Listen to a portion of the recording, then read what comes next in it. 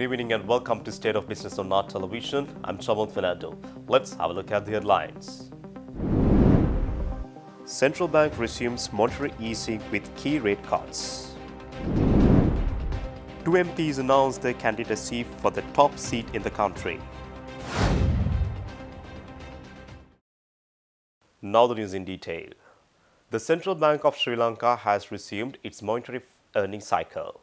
This decision was made during the fourth review meeting for the year 2024. The Monetary Board has decided to cut the standing deposit facility rate to 8.25% and the standing lending facility rate to 9.25%.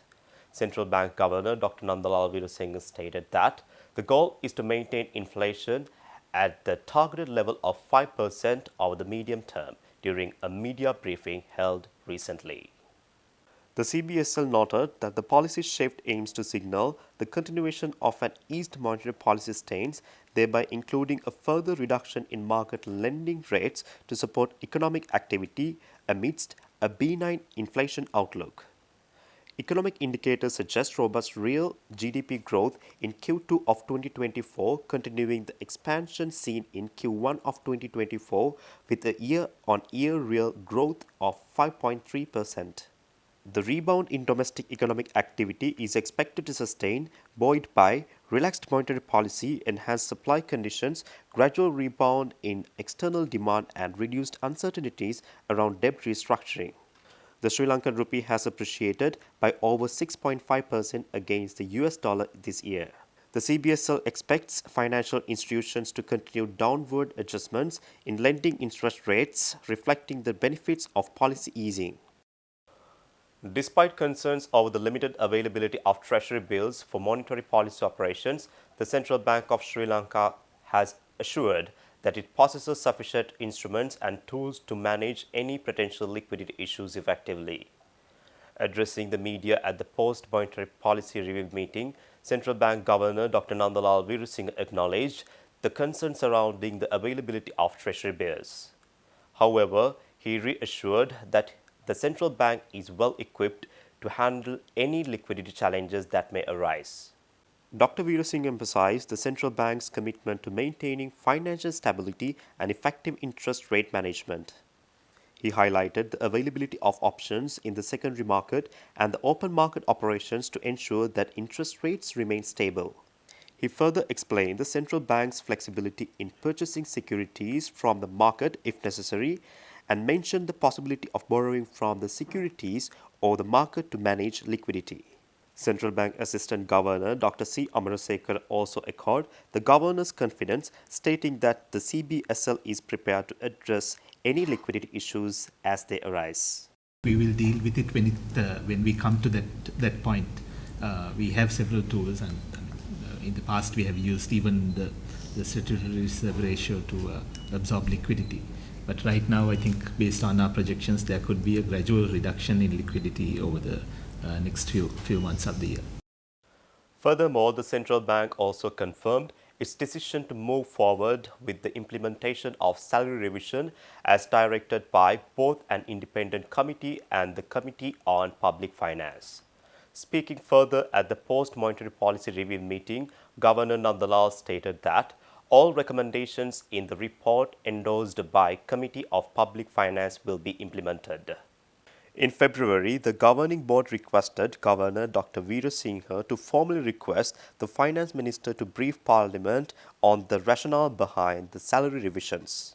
The salary revisions approved under a triennial collective agreement with trade unions covering 2024 to 2026 have been highly controversial. On the 1st of April, President Ranil Wickremesinghe, in his capacity as the Finance Minister, appointed an independent remuneration committee to review the salary increases. On the 19th of June, COPF Chairman Dr. Harshada Silva informed Parliament that the committee's report indicated the salary increase should not have been implemented.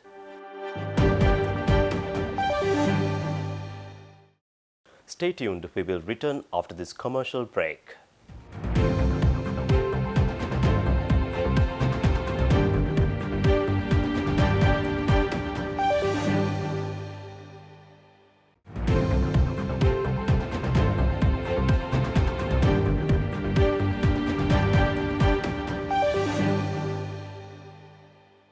Welcome back.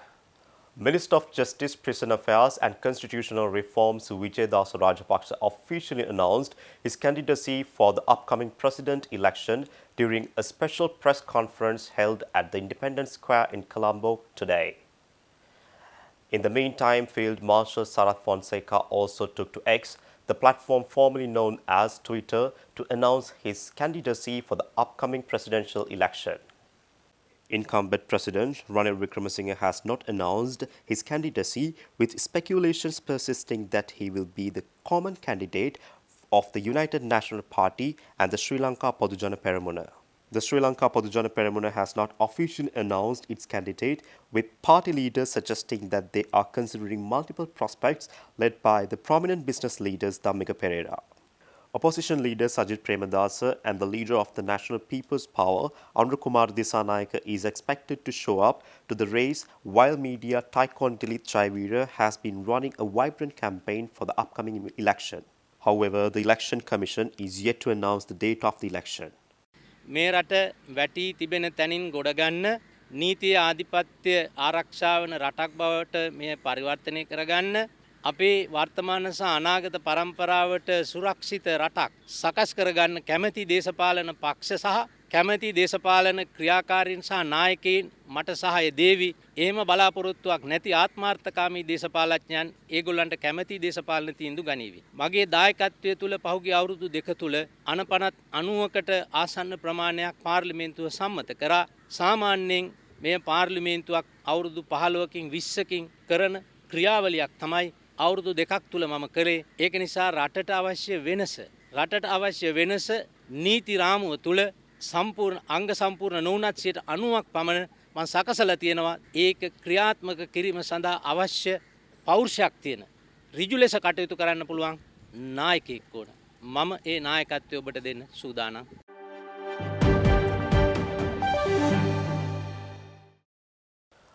Japan has officially decided to resume disbursement to yen loan projects in Sri Lanka following the completion of a memorandum of understanding on debt restructuring between the Official Creditor Committee and Sri Lanka. A joint press conference by the Government of Sri Lanka, the Embassy of Japan and the Japan International Cooperation Agency to inaugurate this decision was held at the Ministry of Finance in Colombo recently. The resumption of these yen loan projects, which had been suspended since Sri Lanka's default in 2024, makes a significant step forward.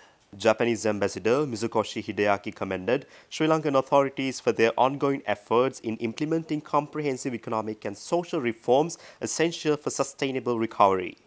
Senior representative of JICA Eid Yuri handed over the official letter on this decision to the Secretary to the Treasury Mahinda Sirivardhana.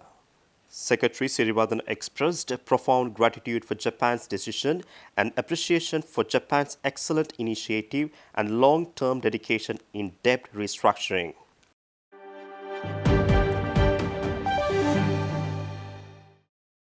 Minister of Education Susil Premajayantha said that despite ongoing economic challenges, the government has successfully addressed the teacher shortage by deploying 16,000 teachers at both the national and provincial levels. This was announced by Educational Minister Susil Premajayantha at a press briefing held at the Presidential Media Centre recently. Minister Premajayantha emphasized the government's commitment to steering the country towards recovery under the leadership of President Ranil Wickremesinghe. The minister also announced that the Chinese government has confirmed it will provide 100% of the school uniforms for Sri Lankan students in 2025. Minister Premajayantha also announced that the Korea International Cooperation Agency, or KOICA, is set to provide $85 million to Ocean University. Development activities at other universities, which were halted due to a lack of foreign aid, have also resumed.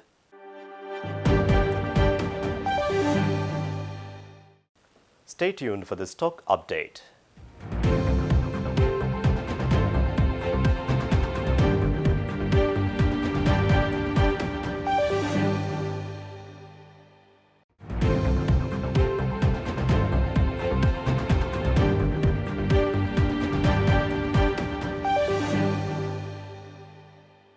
Trading at Colombo Stock Exchange ended on negative notes today. The all-share price index dropped 61.09 points to close at 11,640.55 and the S&P SL20 dropped 27.27 points to close at 3,386.34. The turnover was 0.5 billion rupees and over 20 million shares were traded.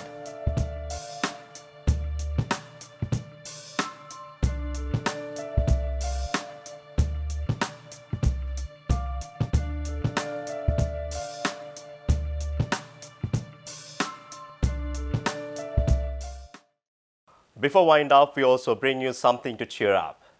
We extend warm wishes to Sri Lankan team for the Paris Olympic Games 2024, led by veteran women's athlete Dilhani Lekamge, who left to Paris to represent Sri Lanka on the global stage. We are certain you will make us proud at the prestigious Olympic Games. We also wish you the very best of luck.